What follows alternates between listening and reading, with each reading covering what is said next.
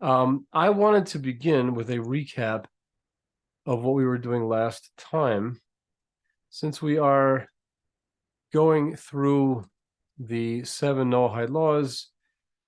These are, categories of law, and there are intricacies, but we're trying to do it sort of in a modular way, so we can move through them. And even if we don't get the whole picture the first time around, we'll have this kind of sense of cycling through the Noahide laws, and then things will become clear. The last shiur, we began to speak of the sin of theft, which, as you know, is one of the 7 categories of Noahide law. We did not get into the technicalities of the prohibition itself, but rather considered different textual sources from Genesis, commentary on the verses by Rashi, Ramban, and Rabbi Baruch Halevi Epstein, the Torah Tamima, as well as sections from the Talmud, which establish that the flood that God brought to destroy the world due to its sins was decreed ultimately on the basis of theft, even though there were seemingly worse acts, such as idolatry, adultery, and murder, that had been committed as well. And we see in Genesis chapter 6, verse 11, that the earth had become corrupted before God, and the land was filled with lawlessness. The Hebrew word for lawlessness is Hamas. That's not a coincidence, but how we get there is an interesting thing. Now, of course, lawlessness could mean many different things, and our sages either understand that word to mean theft or violence. We can see it applies equally well, both of those words. These things don't have to be mutually exclusive, though, because, of course, theft and robbery is often achieved through violence. Again, Chazal, or our sages, tell us that even though the catalog of sins that we had prior to the flood also contained items such as sexual immorality, gilu arayot, and idolatry, it was theft that emerges as the straw that broke the camel's back, which invoking what we call in Hebrew the gzar din, the sealing of the decree of divine judgment that there would be a flood.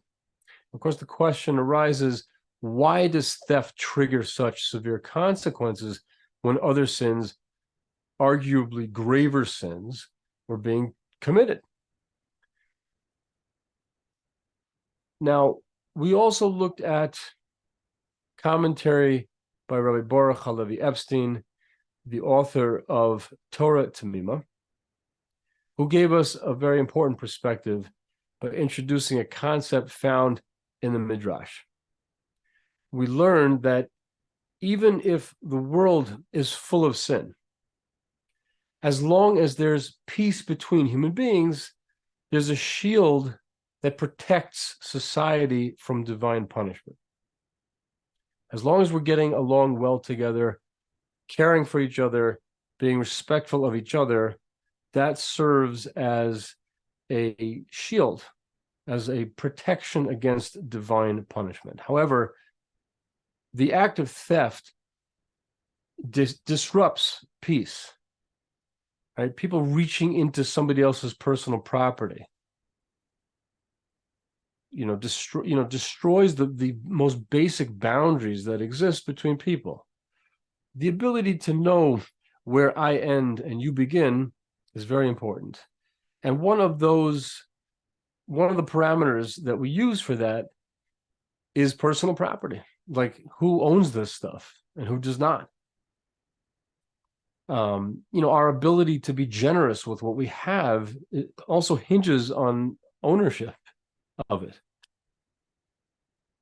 I was thinking that, we're going to touch upon a little bit later that the Noahide laws essentially are logical in nature. They're not laws that you would have needed a specific giving of the Torah to have. These are not laws that that you couldn't have thought of, that human beings, that human societies would not have thought of if they tuned into their basic moral antenna. I was thinking that there's something about socialism that's kind of anti-intuitive on this level. I mean, the idea, I'm not saying that capitalism is not also, in terms of its developed and articulated form, not something that becomes novel, but the idea of personal property is something that seems to be intuitive to human beings, and you would have to kind of twist yourself in order to be okay with the idea of somebody else coming in, reaching in, taking your stuff and just kind of redistributing it to everybody else. Kind of destroys the whole concept of generosity, of charity, of tzedakah, and makes it so that, Big Brother basically does that for you. So, and we see how many things end up breaking down once this most basic principle is violated. So, point being that the act of theft breaks the boundary, it disrupts the peace that exists between people, and then it removes that shield of protection against divine retribution. In other words, there's, if you have children, that even if they're getting up to no good, as long as they're not bothering each other, you can probably still continue to make dinner in the kitchen without having to run it, right? As long as there's no blood, we're good, right? So even, we can kind of let it slide as long as they're not being cruel to each other. The same thing here. That Hashem looks at human beings getting along in a very positive way. So now we understand that there's a certain impact that Hamas, that lawlessness, has on the equilibrium of peace. And that becomes integral to comprehending its role as the trigger of the flood, theft being the trigger of the flood. We also looked at Ramban, who lived 800 years before the Torah Tamima, who also notes that there were other sins that could have provoked God to destroy the world, but that it was Hamas that takes center stage. It was lawlessness and theft that takes center stage. Ramban delves into the essence of this problem, and he shows us why this particular sin played such a pivotal role in the flood. He explains that while many other sins demand explicit instruction and prohibition, as I mentioned before, it requires some sort of external input for you to know that this or that is wrong when it comes to certain types of behavior, certain types of sins. But stealing is different.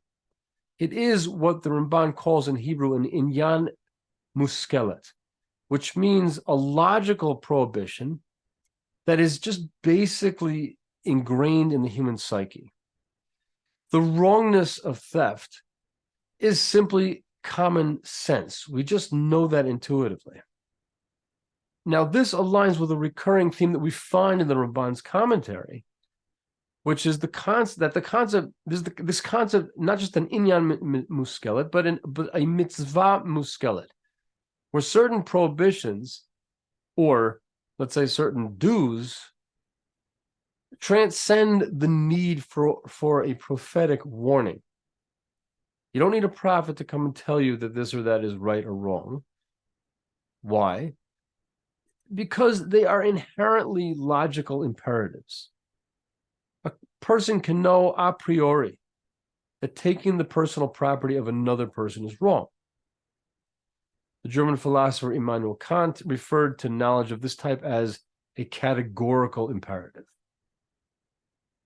It's important to remind ourselves that when it comes to the Sheva mitzvot b'nei Noach, all of those mitzvot fall into this framework of categorical imperatives, laws that one's own logic would dictate,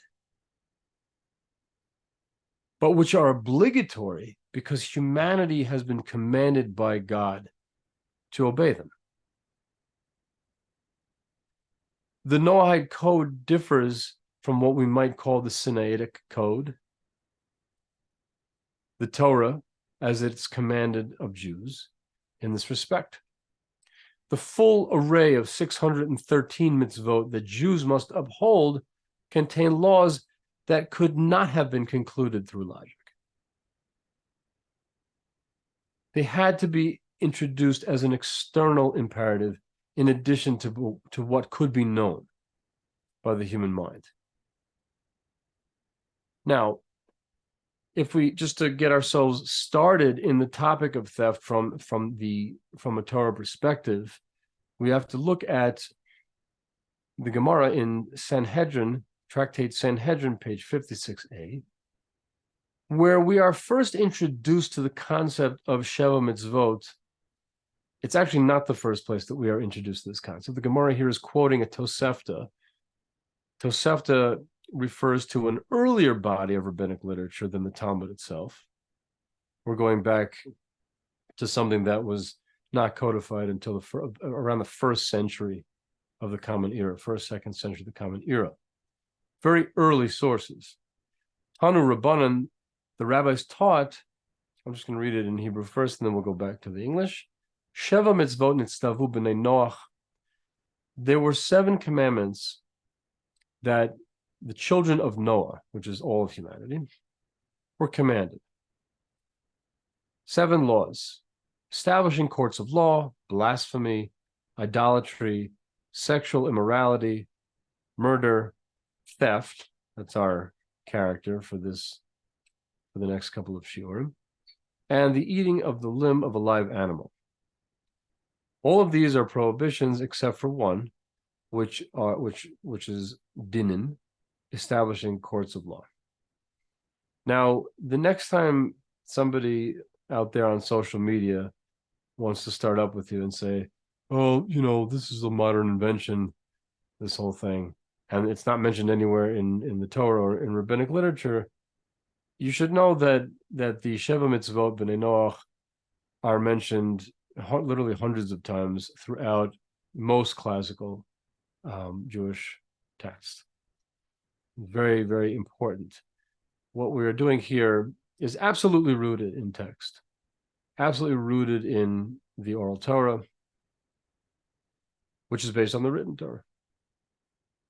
Now, we have a later articulation of this by the Rambam Maimonides, who belongs to the category of Rishonim, or medieval authorities, phrased it as such in his Mishnah Torah, in the Laws of Kings and Wars, chapter 9, law 1, said the following thing. It's interesting that we call them Sheva Mitzvot B'nei Noach. As the Rambam now explains, Adam, the first man, was commanded with 6 commandments. Idolatry, blessing, that's a euphemism, the name of God, that's referring to blasphemy.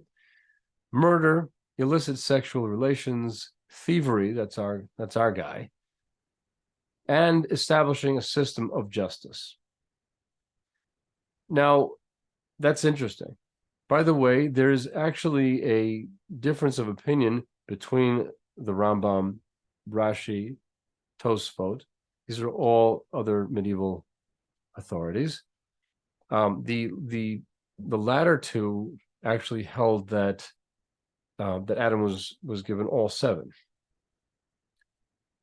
We find, though, that a 7th commandment forbidding the eating of a limb torn from a live animal was added for Noah, as it says, "Ach basar benafsho damo lo sochelu," that you shall not eat flesh with its life force, the blood within it. Okay, so then he says, Nimtzo Sheva Mitzvot. Now you have a completion of the Sheva Mitzvot. According to the Rambam, 6 mitzvot were given to Adam, and then there was an additional one added during the time of Noah, and there you have your 7 mitzvot. So perhaps we call it the 7 mitzvot because maybe we might call this the Sheva Mitzvot B'nei Noach because of the completion of the series in the time of Noach. Either way, because you have sort of two iterations of what becomes the human population, right? Because almost all of Adam's descendants died off, and we sort of begin the creation of the world again with Noah. So when we think of something being commanded of all of humanity, we would probably have to trace it back to the time of Noah, even though the obligation at this point in time in history upon humanity actually derives from the time of the giving of the Torah, when the 7 mitzvot are renewed for humanity. And we'll as we encounter these things, we'll go through them more in depth. So we have our basis for the prohibition against theft.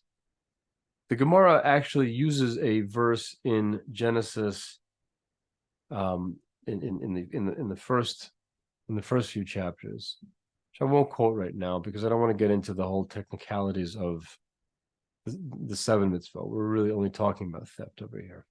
So let's go to the next source. We're looking at the Rambam a little bit later on in the chapter, in law number 9, says the following: a Noahide is liable for violating the prohibition against theft, whether he stole from another Gentile or from a Jew. This applies to one who forcefully robs an individual or steals money, a kidnapper, an employer who withholds his workers' wages, and the like, even a worker who eats from his employer's produce when he's not working. In all such cases, he is liable and is considered as a gazlan. Okay, the word for theft in the list of Sheva Mitzvot B'nei Noach is gezel. Okay, and a person who commits gezel is a gazlan. You're going to ask those of you who are familiar with Yiddish, why don't we call him a ganef? The truth is that the Torah does distinguish between gezel and geneva. There are two sort of items here. Gezel, when we go into the 613 mitzvot formulation, we do split up terms like gezel, which means robbery in the sense of, let's say, highway robbery, where somebody actually approaches you, sticks you up and says your money or your life, versus geneva, which is something that could be done in stealth. However, in the system of the 7 mitzvot, these two things are not separated and all come under the same prohibition. Now, with regard to Jews, the law is different, and that's immediately gonna send everybody's red flags up. What is that? What do you mean? They can steal, we can't steal, but they can steal?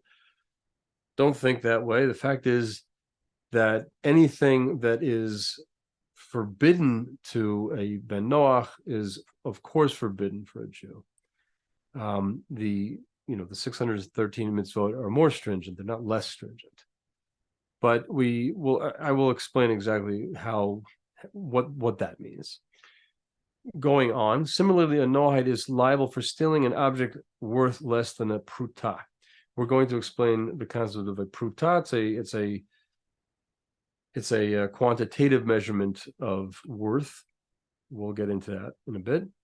Thus, if one Noahide steals an object worth less than a pruta, and another Noahide stole it from him, they're both executed because of it. Now, both executed, let's say that in the Noahide laws as they are stated and explained in the Talmud, all carry a capital punishment for their violation, although theft is something interesting. You can say that once a society has established courts of law and has determined that there may be other ways of rehabilitating somebody who has done this, they don't necessarily have to deal out the death penalty for such a thing. We might have all sorts of psychological rehabilitative programs that we administer in prisons so that people can return to civilian life ready to act like good citizens. So don't be turned off by the extreme language. There's a lot more nuance to it than that once we get into an applied sense of the 7 mitzvot. Now, what we find here in this piece from the Rambam are a number of issues. Number one, the scope of liability. A Noahide is liable for violating the prohibition against theft, regardless of whether the victim is another Gentile or a Jew. All right. So in other words, theft is theft. It doesn't matter who you stole from. That's just a basic thing. This is not something that changes across ethnic lines. These are laws for humanity. This is how, everybody on earth needs to treat each other. Also, the idea of forms of theft. We see that the prohibition covers a spectrum of different actions, including forcefully robbing an individual, or let's say sneaking into their house and making away with their stuff without them knowing. Even the kinds of there are types of theft that you don't even know is happening, but it's still considered to be theft. Stealing money, engaging in kidnapping. Now, interestingly enough, the 10 commandments, everybody's familiar with those. The prohibition against theft in the 10 commandments, according to most opinions, is not actually referring to the kind of theft that we're accustomed to thinking about, but is actually referring to gonev nefesh, which means to kidnap somebody. It's not according to everybody's opinion. I think the Ibn Ezra understands lo tignov in the 10 commandments to refer to just the basic form of theft that we would intuitively assume. But since there are additional prohibitions against theft in the plain sense, we find that there lo tignov refers to kidnapping. So here also, kidnapping is not a separate prohibition. It's categorized under the in the rubric of theft of gezel, as we see it in the 7 mitzvot. Also, we saw withholding workers' wages. And then even a worker who consumes his employer's produce without working, because it so happens that the Torah permits field workers, while they're on the job, to eat from some of the produce that they're working with. However, once they punch out, right? Once the work day is over, they're not allowed to just go back to the field and continue eating. It's part of the work conditions. That person is considered liable and categorized as a gazlan, as a robber. Now, he also said that the laws apply differently to Jews regarding theft. What did that mean? Here we have a commentary on the Mishnah Torah by Rabbi Yosef Karo, who was the author of the Shulchan Aruch, which is the codified, he's the author of the what we call the Shulchan Aruch, the Code of Jewish Law, which is really the basis for all applied Jewish law today. He said the following thing: when our rabbi stated, with regard to Jews, the laws is different, it seems to me that what he's referring to is that their status would not be that of a gazlan, a thief, in cases such as withholding a worker's wages. Why not? Because we see in Leviticus chapter 19, verse 13, that there is an actual articulated separate prohibition that deals with withholding wages. And we have also a worker cutting his employer's grain not during the time that he's working, which is in Deuteronomy chapter 23, verse 26. is also a separate prohibition. So because you have, let's say, a much more granular presentation of Torah law when it comes to the Sinai code, the 613 mitzvot that we find in the Torah that is Jewish law, these things are just going to be categorized differently. And the point here is that the 7 Noahide law is a far less complex and less articulated legal system than the Torah of 613 mitzvot. And therefore, the category of theft in Noahide law will cover items that would be dealt with separately and specifically in Torah law. We might not call somebody who withholds his workers' wages a gazlan, a thief, the way we would if we were dealing with the 7 Noahide laws. We would call him a rotten human being, liable for punishment for another sort of nuance in it. But I think you get the point. Also, we saw that there is a concept of monetary threshold. Now, the Rambam spoke about a pruta, the measurement of a pruta. What is a pruta? A pruta essentially is the minimum, the most minimal value that something can have and still be considered worth something. Why is that important? Those of you who are not familiar with Torah law and how it operates, especially if you're coming out of a different religious tradition, that's, let's say, less legal in nature, we have Chazal, our sages, set down for us measurements to know when we have fulfilled commandments and when we have not, or let's say when we have transgressed something. For example, Passover, we have a custom to take 4 cups of wine to remember different ways that God articulated the redemption during the Exodus from Egypt. So we have 4 cups of wine. How do you know when you have fulfilled the mitzvah to have these 4 cups? Well, we have a certain liquid measure. It's called a revi'it, and you have to drink that much. It could be 2.3 ounces according to some opinions, sometimes it's 3.5 ounces. But the point being is that we actually have actual measurements to tell us when we've done it or not. We have litmus tests. Okay. So the concept of a pruta, this idea of this absolute minimum value, tells you when you've actually done something that registers on the halachic meter, on the meter of Torah law, or not. Think of a Geiger counter. Do they use a Geiger counter to measure earthquakes, or is that just radiation? What do they use for earthquakes? Seismometers, right? Seismometer, yeah. Right. So think of Jewish law. Think of halacha as having kind of like a seismometer, right? You have to have done, let's say, this much in order for the thing to register as you did that, or you didn't do that, or you transgressed something. Also, when it comes to monetary exchanges, the pruta is the minimal measurement. What are we talking about over here?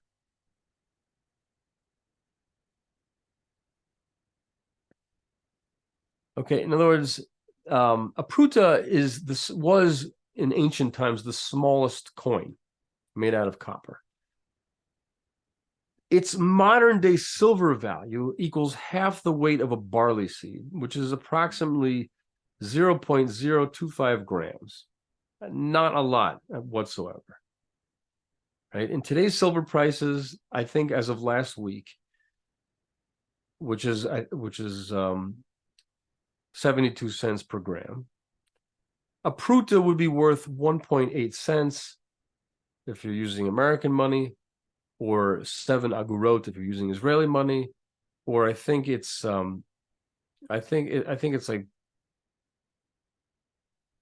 perhaps it's like 3 euro cents if you're using that. It's important to check the current silver price occasionally. Some rabbis suggest including sales tax in this value. We still use a pruta to determine these things. And there are certain scholars who question if a pruta should be enough to buy a significant item in one's country, like many fruits. So there's, there are lenient opinions. The point being is that it's such a minimal thing, right? If you think about 1.8 cents, like what's that going to buy you? You can't even buy a piece of bazooka gum for that much, right? Not gonna happen. You can't do anything with this. So according to Chazal, according to our sages, anything that's below that amount, if you took it, you wouldn't be liable for punishment at the hands of a human court. You would be liable for punishment bidei shamayim, at the hands of heaven, because after all, it is an act of theft. However, the Gemara explains, and we'll see it more in depth in subsequent shiurim, that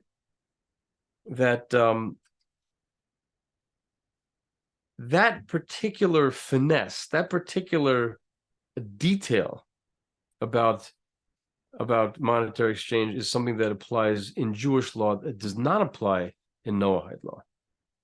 So we refer to Jews as being b'nei mechila, people who would, let's say, forgive the absence of 1.8 cents, because Jewish law is more intricate in this regard.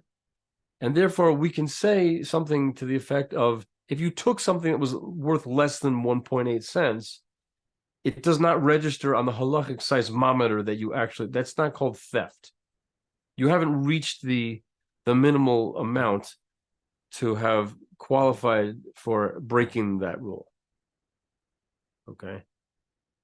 It's a common thing, whether you're in the shuk in Jerusalem or you're in a like a Jewish-owned fruit store, for somebody to go over to the grapes and pluck one off and taste one just to see if he wants to buy the rest of it, and that is considered culturally okay. Okay, that's like nobody's going to throw you out of their store for that. It's actually considered de rigueur. It's like a normal thing. Okay, in the context of the 7 Noahide laws, on the other hand, that dispensation is not given, and B'nai Noach are not considered B'nai Mechila. They're not considered people who would forego this kind of Hamish, 1.8 cents over here, 8 cents over there. What difference does it make?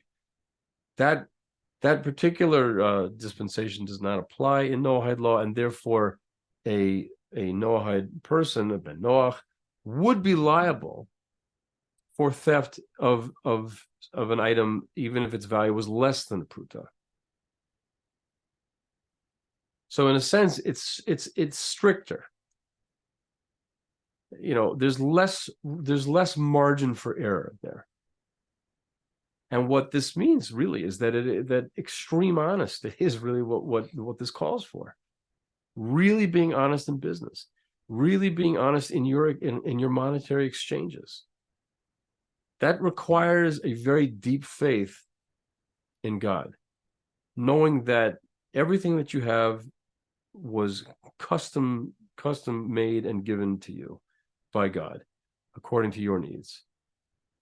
So therefore, it allows us to lean back and be less concerned that our honesty is, we always get these kinds of expressions like "nice guys finish last."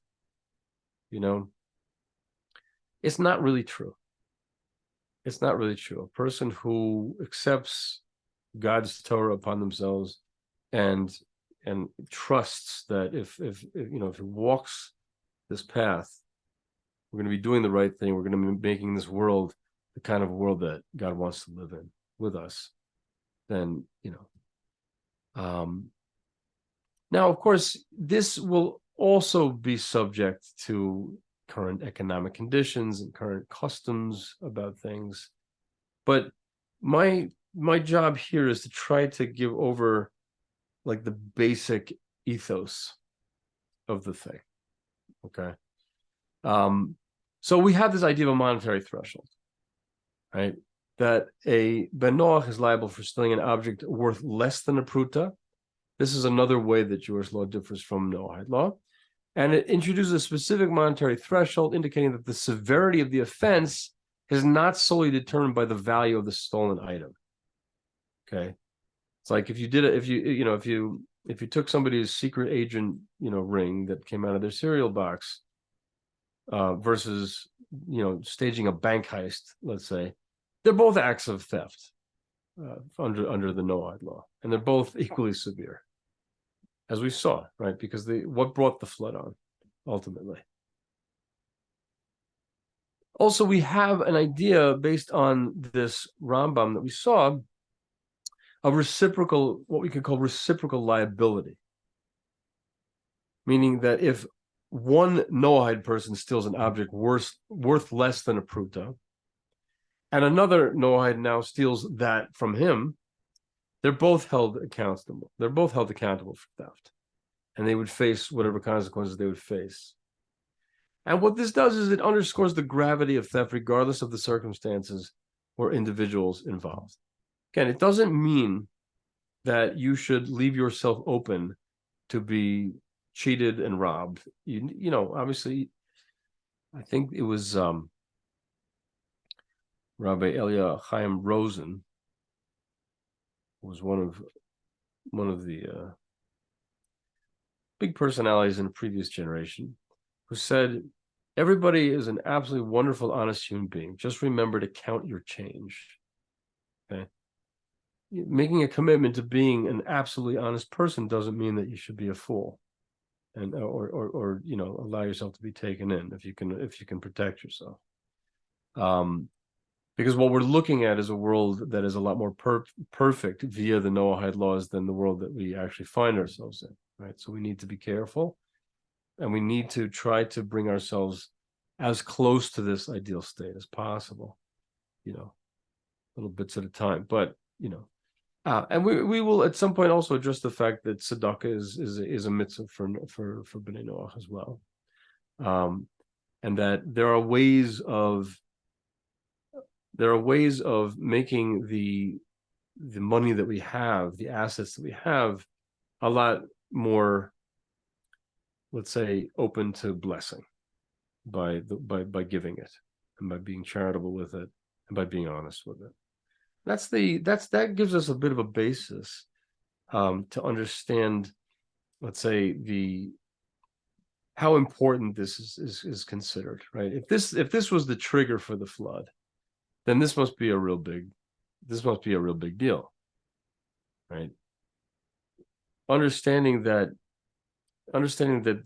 once people start stealing from each other, that means that society has really reached like a point of absolute chaos.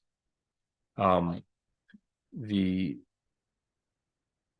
Rashi brings that when these kinds of sins happen in the world, Andar Lamusia comes into the world. Andar Lamusia is actually a Greek word in origin, and it means chaos. It means that the most basic fabric of society, the basic structure of society has broken down. And once that's happened, I mean, that is a flood in and of itself, right? So the flood, once it comes and just sort of nails the hammer in, hammers the nail in, you don't have to edit that part out. It's just silliness. The flood kind of just basically is cleaning away something that's already chaotic. So it's important. In other words, why should we be so materialistic? Who cares? Why do we have to get so hung up about money?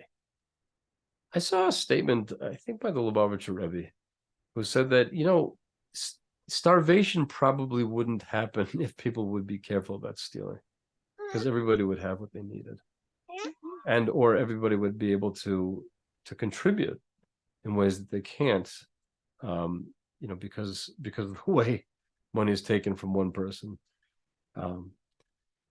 So my hope is that as we go further into this topic, that our sense, as we step back and we look at the bigger picture, the importance of respecting what belongs to somebody else. We have a statement in Pirkei Avot, in the chapters of the fathers, that says that, let somebody else's possessions be as dear to you as your own. Meaning to say that their private possession of that thing should be as important to you as what you have as well. And by this, we'll be able to both respect the boundaries and also be able to give to each other and to support each other in this way. So we should be thus blessed.